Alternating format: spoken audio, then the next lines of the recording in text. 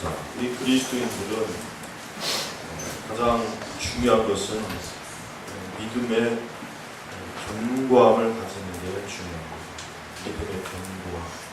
왜 그러냐면 우리는 보이지 않는 하나님의 나라를 향하여 가고 있고, 또 보이지 않는 하나님을 믿는 사람입니다. 또 보이지 않는 영적 세계를 감지하고 그것을 알고 있는 사람입니다. 그렇지만 항상 그와 같은 그 믿음을 우리가 늘 견고하고 강하게 가지고 있으면 좋겠지만 사실은 그렇지 않습니다.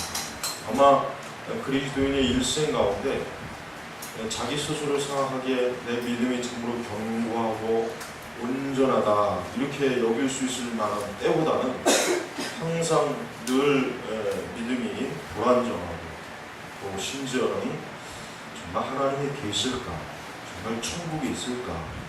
정말 사람이 죽은 뒤에 하나님의 심판이라고 하는 게 있을까? 이 성경의 말씀이 정말 사실일까? 정말 내가 종교를 잘 선택한 것일까? 이런 생각을 사실은 그리스도인들도 문득 사실은 하고 있습니다. 그런 생각을 하지 않은 사람들은 아무도 없을 것입니다.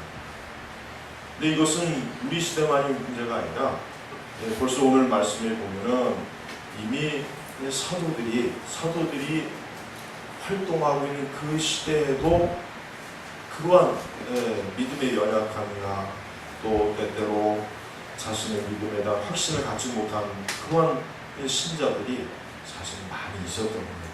그러니까 오늘 우리가 읽은 이 말씀이 바로 그런 이유 때문에 지금 바울이 성령의 계시로 하나님께서 우리에게 그 신자들, 성도들, 교회에 주시는 말씀입니다. 무엇보다도 초대교회, 즉 사도들이 활동하던 시기는 핍박이 굉장히 많았죠. 근데 누구로부터의 핍박이냐 하면 유대인들로부터의 핍박이었습니다. 우리가 이제 교회사에서 보면은 교회를 핍박, 성도들을 핍박하는 그 세력들이 변해요.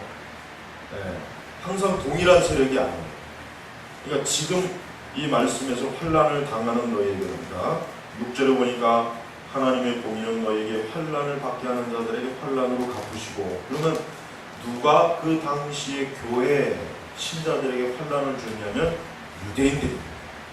유대인들이 이 나사렛 예수 이단 정통 유대교를 부정하고 율법을 부정한다고 그러고, 그러니까 이 유대인들이 사실은 처음에 예루살렘 교회를 시작해가지고 이 사도들의 그 활동과 이 복음 전도 사역 교회를 굉장히 많이 핍박했다. 사실 바울 자신도 어떠한 사람이었습니까? 그리스도인들을 잡아다가 감옥에 쳐넣고 고통을 준 사람이었습니다. 그러니까 그때는 유대인들이 교회를 핍박했어요. 환난을 많이 줬어요. 그 다음에 이제 또 더 시간이 지나면 누굽니까? 로마총, 로마의 국가. 이들이 이제 굉장히 교회를 그리고 엄청나게 많이 핍박했죠. 그 다음에 이제 더 시기가 지나게 되면 어떻게 됩니까? 이제는 로마 천주교, 로마 카톨릭이 이제 참된 신앙을 가진 이들을 핍박을 하고 고통 주고. 그래서 굉장히 어려웠죠. 그런데 그 다음 시기에는 누구입니까? 그 다음 시기에는 좀 더 이제 그 핍박을 주는 세력들이 변해. 누구냐면 이제는 이신론자, 아직 무신론자들은 아니지만 이신론자들, 그 다음에 근대 과학이 이제 서서히 이제 발전하니까 하나님 같은 거는 내가 보니까 하나님 같은 거는 신하다, 종교적인 신하다. 우리가 그동안 이 성경과 기독교와 하나님, 천국 이런 거를 굉장히 잘 믿었는데 지금 생각해 보니까 이거는 다 과학적으로 근거가 없는 것이다. 근데 그때는 또 그렇게 변합니다. 그러다가 이제 지금 거기에는 이제 진화론자도 들어갑니다. 근데 지금은 이제 우리 세대는 어떻습니까? 지금은 이제 무신론자, 하나님을 믿는 어떠한 신도 없다. 하여튼 뭐 부처건 뭐건 간에 신이라고 하는 건 없다. 이런 사람들이 이제는 교회를 많이 공격을 합니다. 그 다음에 이제 교회 적대적인 사람들이겠죠. 자, 그러나 어쨌든 하나님께서는 환난을 당하는 너희에게는 우리와 함께 안식으로 갚아주실 것이다. 그러니까 하나님을 믿는, 그리스도를 믿는 것으로 인하여 환난을 당하는 자들에게 무엇을 준다고 했습니까? 안식을 준다고 했습니다. 여기서 말하는 안식은 어떤 안식이겠습니까? 여기서 말하는 안식은 다 육신의 안식은 아니에요. 육신의 안식은 아니고 어떠한 안식입니까? 영적인 안식. 그 다음에 천국에서 하나님의 영광을 영원토록 누리는 그 안식을 말합니다. 그러니까 궁극적인 안식이죠. 잠시 잠깐의 어떤 육신의 안식을 지금 약속하는 게 아니라 궁극적으로 하나님의 나라에서 영원한 안식을 너에게 줄 것이다. 그런 것을 지금 약속하고 있는 거예요. 그러면서 이제 어떠한 소망을 주냐면 주 예수께서 자신의 능력 있는 천사들과 함께 하늘로부터 나타나실 때 바로 여기에 이제 믿음의 확고함이 있어요. 자, 제가 아까 소론에서 말씀드린 것처럼 우리 성도들에게 있어서 이 믿음이라고 하는 것은 내적으로 어려움을 겪던 아니면 외부에서 어려움을 주든지 간에 중요한 것은 우리의 믿음은 견고해야 된다. 즉 외부에서 우리를 핍박하고 고통을 줘서 내 믿음이 어려움을 겪던 아니면 내 스스로가 정말 하나님이 계시는 걸까? 야, 정말 성경의 말씀을 믿을 수 있는 걸까? 즉 나로부터 출발되는 이 믿음의 어떤 회의나 이런 것으로부터 어디든지 상관은 없어요. 중요한 것은 어디에서 오든지 간에 우리의 믿음은 견고해야 돼요. 그래서 지금 바울이 말하는 게 뭐예요? 주 예수께서 자신의 능력 있는 천사들과 함께 하늘로부터 나타나실 때에 나타나실 때. 그러니까 바울은 확신을 한 거죠. 분명한 거죠. 뭡니까? 장차 예수님께서 천사들과 함께 영광스럽게 오실 것이다. 너희가 이것을 분명하게 믿고 알고 있어라. 지금 바울이 지금 이것으로서 어때요? 환난을 당하는 그 당시 교회 신자들에게 어때요? 위로와 소망을 주는 것입니다.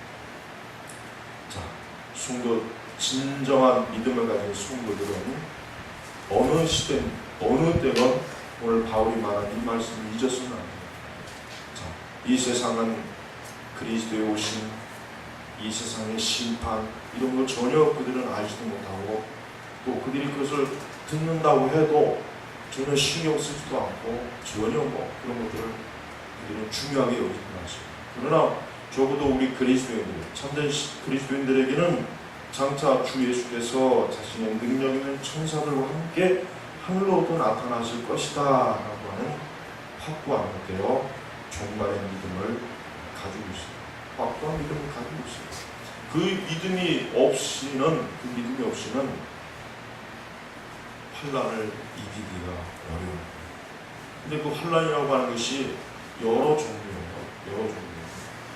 뭐 우리의 육신을 핍박하고 우리를 감옥에 집어넣고 우리를 교회를 못 나가게 하고 교회를 무너뜨리고 교회 문을 닫게 하고 하는 이런 것도 환난이겠지만 사실 지금 우리 시대에 당하는 환난은 그런 물리적인 환난보다는 좀 더 교묘하게 보니까 이 세상에 대한 정욕과 쾌락, 이 세상을 사랑하게 만드는 것이다.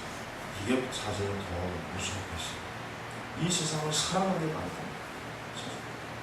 그러니까 우리가 지금 현재 이 세상에서 살고 있어요. 우리는 직장을 가지고 있고 공부도 하고 가정도 이루고 또 우리가 어떤 사업을 하고 뭔가 있긴 있어요. 무슨 일을 하면서 살고는 있단 말이에요. 그러나 세상을 사랑하지는 말라고 분명히 그랬단 말이에요. 근데 사실은 우리의 믿음이 약해지면 제일 먼저 나타나는 현상이 뭐냐면 세상을 사랑하는 거예요. 세상을 사랑하는 것이죠. 이건 너무나 분명한 거예요. 성도의 믿음이 약화되거나 시험에 들거나 또 그 믿음이 어떠한 일로 인해서 회의적인 상태로 변하게 되면 어떻게 됩니까? 세상을 사랑하는 방향으로 나아가요. 그래서 영적인 하나님을 믿는 그 신앙생활을 소홀히 하게 됩니다. 그리고 나태하게 됩니다. 그것이 뭐 그렇게 중요한 것인가 자꾸 어때요? 게을러지게 됩니다. 어때요? 영적인 긴장이 풀어집니다. 바로 그 때문에 오늘 우리에게 하나님께서 주시는 말씀이 뭐냐면 무서운 말씀을 무섭다는 무섭다고 말하는 게 가장 정확한 표현입니다. 8절을 보니까 이런 말씀이 있습니다. 8절 하나님을 알지 못하는 자들과 우리 주 예수님의 복음에 순종하지 않는 자들에게 불꽃 가운데 형벌을 내리실 것이다. 형벌을 내리실 것이다. 자, 예수님께서 다시 오실 때 그냥 단순히 사람들에게 내가 왔다 하고 예수님께서 무슨 뭐 영화 배우들이 헐리우드 배우들이 레드카펫에서 밟는 것처럼 그런 형태가 아니에요. 주님이 오실 때는 분명한 목적이 있어요. 어떤 목적이냐면 자, 하나님을 알지 못하는 자들, 그 다음에 우리 주 예수 그리스도의 복음에 순종하지 않는 자들, 이 사람들에게 형벌을 주시기 위해서 오십니다. 형벌. 여러분, 형벌이라는 말 자체가 듣기 좋은 말은 아니죠. 축복을 주시고 상급을 주시고 위로와 소망을 주시고 오신다고 하지 않고 이 사람들이 어때요? 형벌을 주십니다. 어떠한 형벌이겠습니까? 이들은 정말 말 그대로 하나님을 알지 못하는 거예요. 복음에 순종하지 않는 거예요. 쉽게 얘기하면은 그리스도를 믿지 아니하고 성경의 말씀대로 순종하지 따라 살지 아니하고 죄와 악과 불신앙과 이 세상을 사랑하고 정욕과 쾌락과 이 세상 부와 부귀와 이런 세속적이고 인본주의적이고 이런 것들을 여기에 속해 있는 것, 이것을 마음에 품고 또 이와 같은 형태를 가지고 살았던 사람들에게는 어때요? 형벌을 주시겠다. 이것이 바로 하나님의 뭡니까? 공의예요. 그래서 6절에 하나님의 공의는 뭡니까?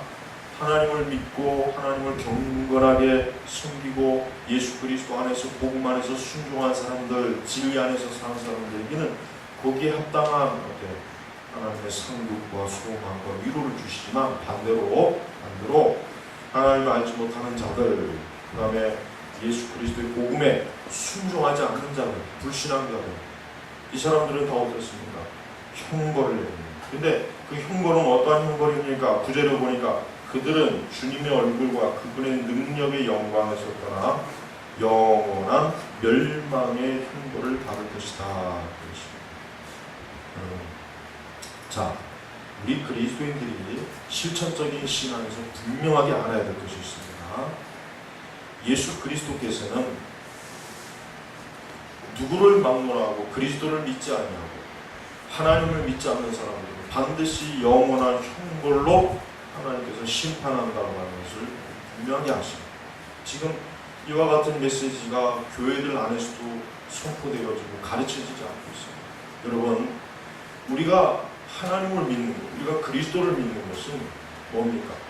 그만큼 하나님께서는 우리에게 하나님의 공의로서 우리에게 축복하시고 그것을 분명히 갚아주십니다. 왜?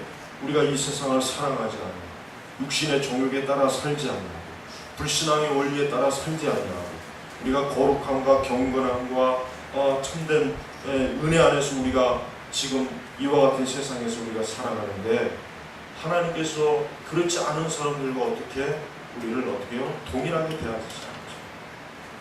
그렇다면 하나님은 어떻습니까? 공의로운 하나님이 될 수가 없는 것입니다.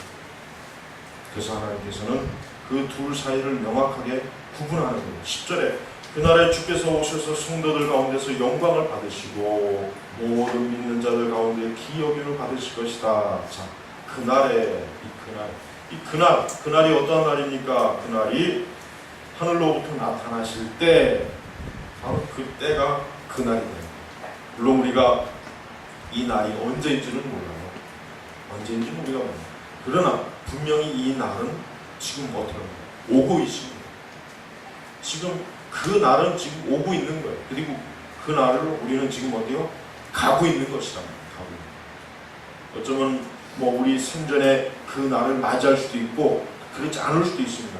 그러나 분명한 건 하나님께서 우리에게 말씀하신 것은 그 날이 분명하게 있는데 그 날에 하나님을 믿지 않는 자들, 그 다음에 복음에 순종하지, 즉 복음을 받아들이지 않는 자들은 다 영원한 멸망의 형벌을 받을 것이다 라고 교회 성도들에게 분명하게 가르쳐 주는 것입니다. 그러니까 너희들은 이 세상에서 예수 그리스도를 믿는 것으로 인해 하나님을 믿는 것으로 인하여서 어떠한 환난을 당해도 어떻게 하라는 겁니까? 이겨내라, 승리해라, 견뎌내라, 믿음을 확고하게 가져라, 뒤로 물러가지 마라, 너희가 좌우로 치우치지 말아라. 그것은 어리석은 것이다. 하나님께서는 너희들에게, 예수님께서는 너희들에게 반드시 너희들이 가지고 있는 그 믿음으로 인하여 선한 하나님의 축복과 보상을 해주실 것이다 라고 지금 하나님께서 이 데살로니가 후서 이 말씀을 통해서 우리에게 말씀하시는 것입니다. 그래서 우리는 하나님의 이 분명한 이 진리의 말씀을 우리가 믿느냐 믿지 않느냐에 따라서 우리의 신앙을 견고하게 잘 지키느냐 지키지 못하느냐 둘 중 하나로 분명히 갈라질 것입니다. 우리는 죄인들이 얼마나 무서운 형벌을 앞에 두고 있는지 알아야 돼요. 자, 구절을 보니까 영원한 멸망의 형벌이에요. 영원한 일시적인 아니면 어떤 한 기간 동안만 형벌을 받는 게 아니라 뭐라 했습니까? 영원한 멸망의 형벌을 받는다 그랬단 말이에요. 이 하나님의 말씀과는 그릇되게 가르치는 사람들도 많이 있죠. 하나님께서는 사랑이 많으시기 때문에 잠깐만 형벌을 주실 것이다. 그 다음에 그 이후에는 그 영혼을 소멸시키든가 아니면 다시 뭐 천국에 보내주든가 하나님은 그러실 것이다. 하나님께서는 그렇게 잔인한 분이 아니다. 어떻게 영원히 멸망을 주시겠느냐. 하나님의 사랑의 속성과 유배가 됩니다. 그렇게 이 성경의 말씀하고는 틀리게 가르치는 사람들이 있어요. 그들은 잘못 알고 있는 것입니다. 왜? 분명히 바울은 그런 사람들이 다 있을까봐 하나님께서는 그런 사람들이 이미 나올 것을 예상하고 영원한 멸망의 형벌, 여기다 영원한이라는 단어를 집어넣고, 만약에 이 단어를 집어넣지 않았다면 틀림없이 하나님의 형벌은 죄인들을 향한 형벌은 그냥 일시적인 것일 것이다. 근데 그런 거짓 교사들이 이미 나올 것을 예상하셔서 어때요? 영원한 멸망의 형벌을 받을 것이다. 자, 보세요.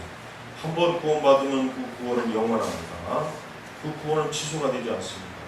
여러분, 천국에 들어간 성도는 그 천국에서 영원한 것이에요. 그 천국에 있다가 하나님께서 너는 천국에 사는 거 보니까 영 내 마음이 안 되니까 너 좀 지옥에 좀 가야 되겠다. 하나님 그렇지 않아요.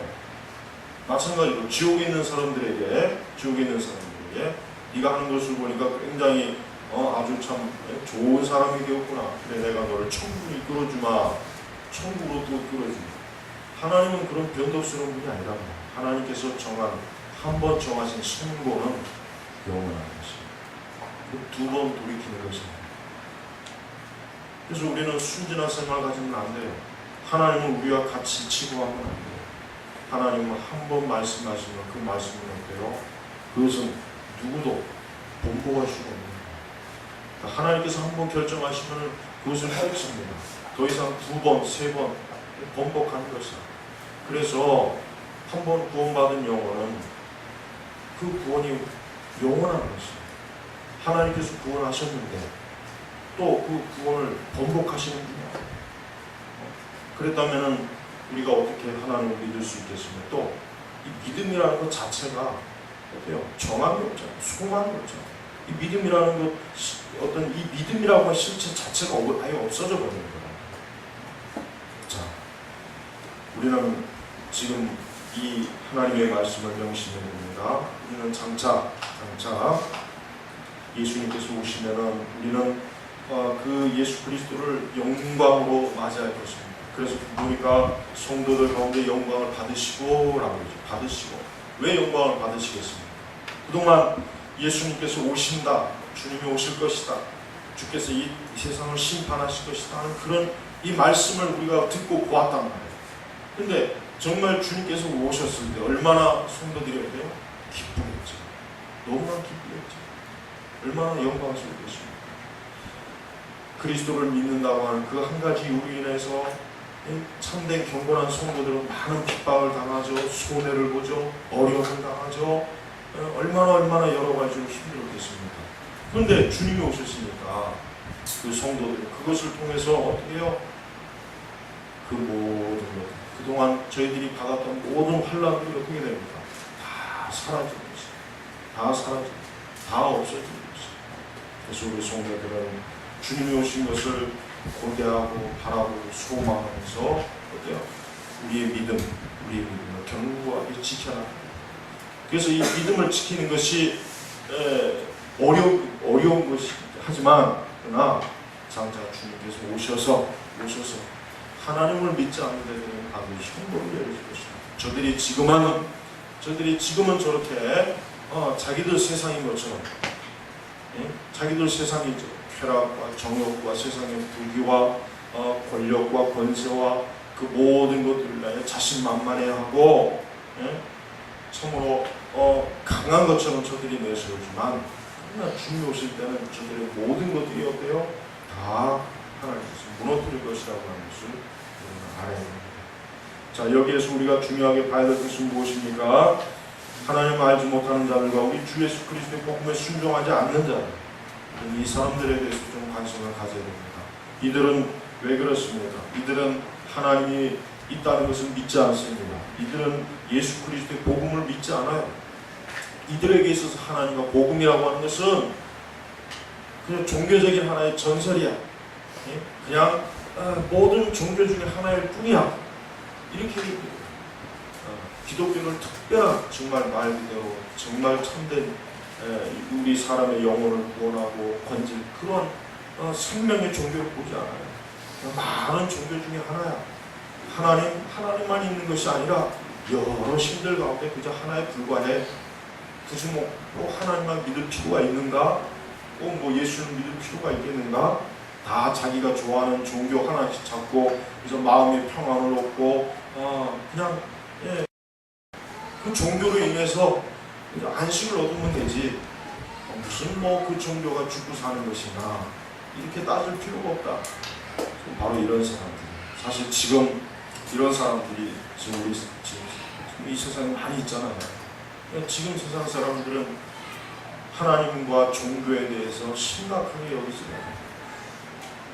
어느 종교인 사실 불교나 천주교나 기독교나 사실 그 종교를 가지고 있는 사람들을 대체로 보면은 그 종교를 심각하게 여기지 않아요.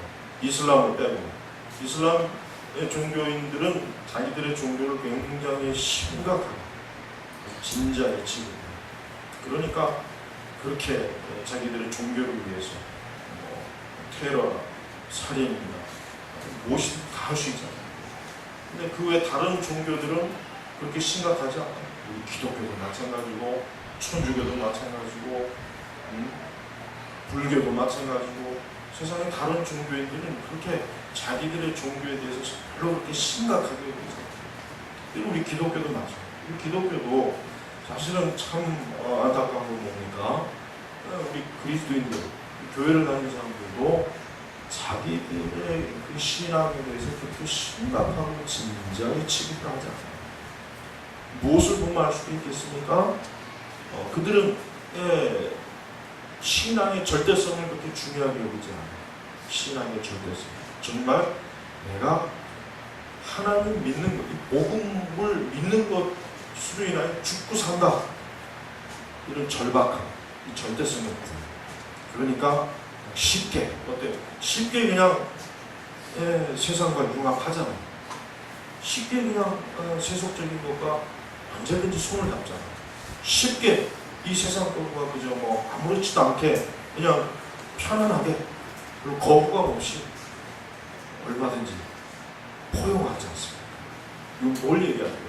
이거는 신앙을 이렇게 진지하게 절대적으로 지도하자.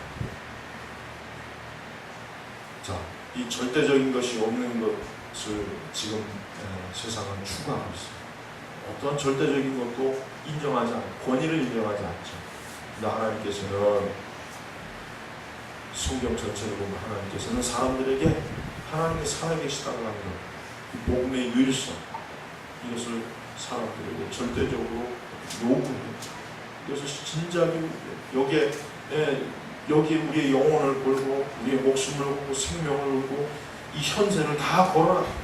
이 현세 내가 살아가는 삶의 전체를 하나님 이 복음의 하나님에게 다 걸어라. 이렇게 우리는 하나님의 요구를 성경에서 볼 수가 있습니다. 바로 이것이 뭡니까? 우리 그리스도인들이 가지고 있어야 될 진정한 믿음입니다. 이런 믿음이 없다면 우리가 얼마나 어때요? 우리는 견딜 수가 없는 거예요. 우리는 세상에서 우리의 믿음을 훼손시키려고 하고 우리의 믿음을 파괴시키려고 하는 그 모든 것들을 이길 수가 없어요. 그래서 우리 예수님께서 능력 있는 천사들과 함께 하늘로부터 나타나실 때 그 때를 우리 성도들이 어때요? 확고한 믿음을 가지고 그때를 기다리고 소망하고 사모하는 것이 바로 초대교회는 사실 이것 때문에 그 당시 유대인들로부터 환란도 이겨냈고 조금 더 시간이 지나서 특히 이제 로마 제국으로부터 받은 환란은 굉장히 더 극심했죠. 그때는 뭐 더 정말 말로 다 할 수 없는 심각했다. 그 모든 것들을 어떻게 이길 수가 있겠어요? 그냥 단순히 정신력으로 이길 수 있을까요? 그렇지 않죠. 신념으로 이길 수가 있겠습니까? 그렇지 않습니다. 신앙이라고 하는 것은 정신력이나 신념하고는 아무 상관이 없습니다. 신앙은 정말 그 신앙의 실체가 되시는 분이 살아있다고 확고하게 믿을 때 그 신앙의 가치가 있는 거예요. 없는 것을 믿어봐야 아무리 그 사람의 믿음이 좋아도 없는 것을 믿어봐야 그 믿음은 어때요? 아무 의미가 없는 거예요. 실체가 없는 믿음이에요. 하지만 우리는 어때요? 실체가 있잖아요. 실체가 있다. 여러분들도 때때로 이제 앞으로 신앙생활하면서 믿음의 그 회의적인 때가 올 수가 있어요. 그럴 때가 다 있습니다. 내가 정말 이 믿음이라고 하는 것이 정말 분명한 것입니다. 내가 믿는 이 모든 것이 사실이다. 내가 하나님을 믿는 것이 잘하는 것입니다. 내가 예수님을 믿는 것이 정말 옳은 것입니다. 내가 천국을 소망하며 지금 매일매일 모든 것들을 믿음 안에서 이기는 것이 정말 이것이 좋은 것입니다. 그런 회의적인 생각이 들 때가 있습니다. 그러나 그럴 때라도 여러분 오늘 주시는 이 말씀 주 예수께서 자신의 능력 있는 천사들과 함께 하늘로부터 나타나실 때 예수님께서는 반드시 오신다. 지금 예수님께서는 내가 어떻게 신앙생활하고 있고 내가 어떻게 예수님을 믿고 바라보고 있고 내가 그리스도로 인하여 어떻게 이 모든 것들을 다 이겨내는지를 주님이 알고 계십니다. 보고 계십니다. 내가 견뎌야 된다. 그때 그날이 오기까지 내가 이 모든 것들을 수고하고 인내함으로 잘 견뎌내면 반드시 주님께서 그때 큰 상급을 주실 것이다. 은혜를 주실 것이다. 내가 영원한 영광을 얻을 것이다 하는 믿음을 매일매일 가집니다. 매일. 그러면서 우리는 하나님 믿지 않는 사람들이 형통하고 번영하는 것을 부러워하지 말아야 돼요. 그래서 여러분 예수 그리스도를 믿지 않는 사람들은 이 세상에서는 어떻게 보면 자기들 세상이기 때문에 사실 그들로서는 이 세상이 너무나 좋은 거예요. 그들로서는 이 세상이 정말 자기들 마음대로 할 수가 있고 놀 수 있고 뭐 원하는 대로 다 그냥 취할 수가 있잖아요. 그런데 그것이 영원하지 않는 거예요. 주 예수님께서 오신 그때 그들은 영원한 멸망의 형벌을 당하는 것입니다. 이 영원한 멸망의 형벌은 좋은 것입니까? 그냥 가볍게 무시할 수 있는 것입니까? 그렇지 않습니다. 여러분, 이 세상에서도 정말 고통스럽고 힘들고 지옥 같고 아주 정말 극심한 어려움 오면은 견디기 힘든데 영원한 멸망은 얼마나 과하겠어요. 소망이 그는 끝이 안 보이는 거예요. 끝이. 사람이 어떤 끝이 보여야 어려움도 이겨낼 수 있잖아요. 그래, 조금만 지나면 내가 이거 다 지나갈 수 있다. 조금만 시기 지나면 이거 어려움. 그럼 끝이 보여야 뭔가 좀 견뎌낼 수 있는데 한번 지옥에 들어간 사람은 소망이 없는 거예요. 소망. 그래서 단테의 신곡에는 지옥 입구에다가 딱 써붙였잖아요. 여기는 소망이 없는 자들이 있는 곳이다. 그래요. 영원한 형벌을 영원한 것은 소망, 무서운 형벌. 그리스도를 믿지 않고 이 땅에서 자기가 원하는 대로 그래서 하고 싶은 대로 범죄하고 죄짓고 정욕과 방탕과 그 다음에 이 하나님의 말씀을 무시하고 불순종하고 자기 육신의 정욕과 쾌락이 원하는 대로 본능대로 하고 싶은 거 다 하고 죄짓고 그렇게 살는 사람이 지옥의 영원한 형벌을 당한다고 생각해보세요. 얼마나 그들로서는 끔찍하겠습니까? 그렇지 않겠습니까? 여러분, 이 영원한 형벌을 여러분 분명하게 우리 그리스도인들 알고 있어야 돼요.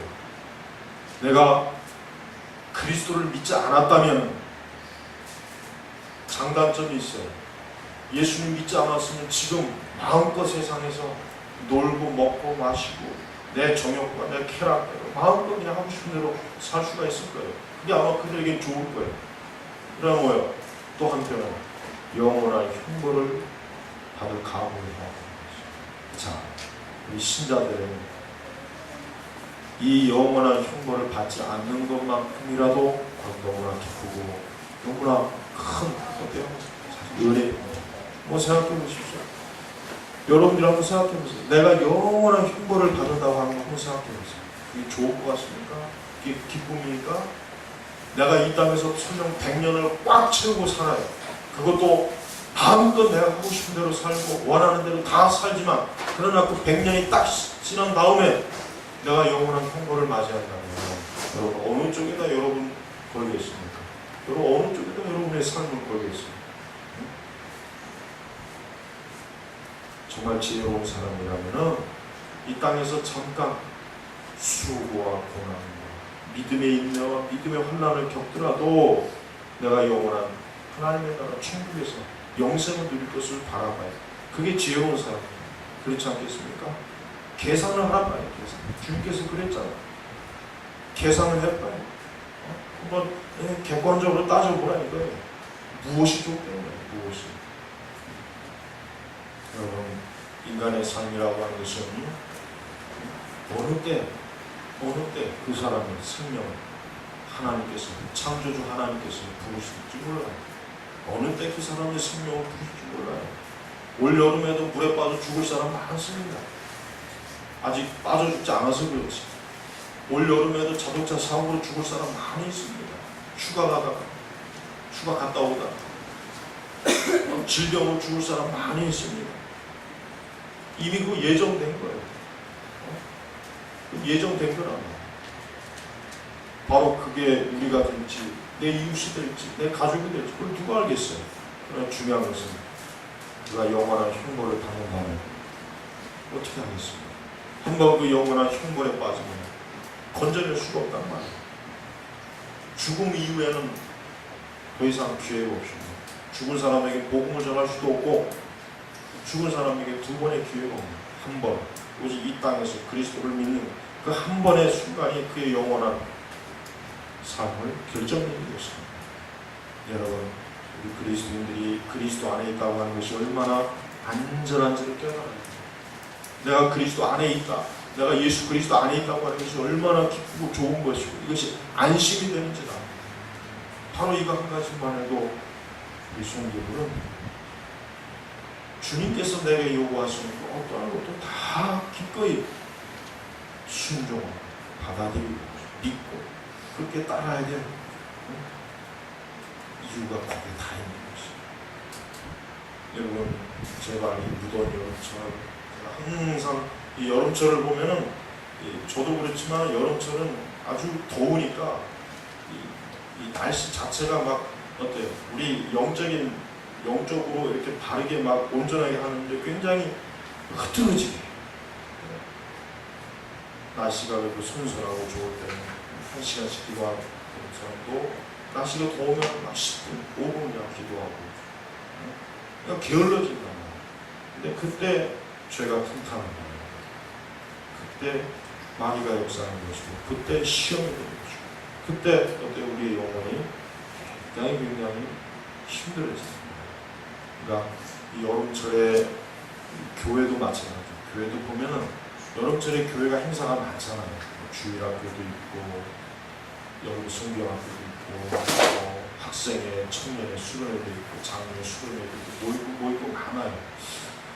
물론 그것이 뭐 나쁜 건 아닌데 그런데 보면은 그런가 하다 보면 정신없이 한여름이 지나간단 말이에요. 근데 사실은 그게 좋은 건 아니에요. 오히려 이 여름철에 여러분들이 더 성경을 많이 읽거나 또 더 잠잠히 기도를 많이 하거나 아니면 더 좋은 신앙 서적들을 좀 부지런하게 좀 읽으면서 오히려 여름을 좀 차분하게 보냈으면 좋겠어요. 여름에 너무 그냥 시간이 많고 프로그램이 많고 행사가 많은 건 좋은 건 아니에요. 그러다 보면 여름철 지나고 나면 내가 여름에 뭘 하고 지낸다 그 생각해요. 좋은 게 아니에요. 여름철에 오히려 더 어느 때보다 어느 계절보다도 더 내가 이 여름철에 하나님 안의 지식을 좀 쌓자. 하나님을 경외하는 그러한 그 신앙생활을 좀 깊이 하자.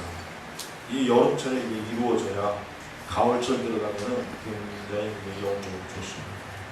이 여름철에 잘못 지나면은 성도들이 가을 들어가면은 굉장히 막 심리적으로도 좋고 영적으로도 좋고 공허해지고 흐트러진다. 그러다 보면 또 가을 지나 정신 좀 차릴만 하면 이제 연말이 오는 거예요. 연말이 오면 또 제정신 돌아오지 못하게 하는 게 모습이 많잖아요. 성탄절이라고 이런 교회들은 그러니까 그런 건 좋잖아요. 그래서 저는 가만히 보면 그래요. 성도들은 이 세상의 어떤 절기나 주기에 의해서 그러지 말고 하나님의 진리의 말씀에 흐름이 좋아요. 이게 영적인 흐름이 항상 유지돼요. 항상 어느 시기나 어느 계절이나 어느 때라고 해서 막 들락달락 하지 말고 연초나 연말이나 똑같이 그게 제일 좋은 것입니다. 근데 이 복음주의 교회들은 보십시오. 연초에 무슨 뭐 신년 축복성회가 있고 또 사순절 있고 고난주간 있고 여름철에 뭐 또 수련회 있고 그 다음에 또 가을철 가을 부흥회 또 뭐 있고 사경회 있고 또 연말에 또 뭐 성탄절 있고 이게 주기적으로 신자들의 신앙을 관리해요. 주기적으로. 근데 그 틈이라고 하는 게 굉장히 신자들의 영혼에 안 좋아요. 그때 그러니까 사실 그런 건 좋지 않습니다.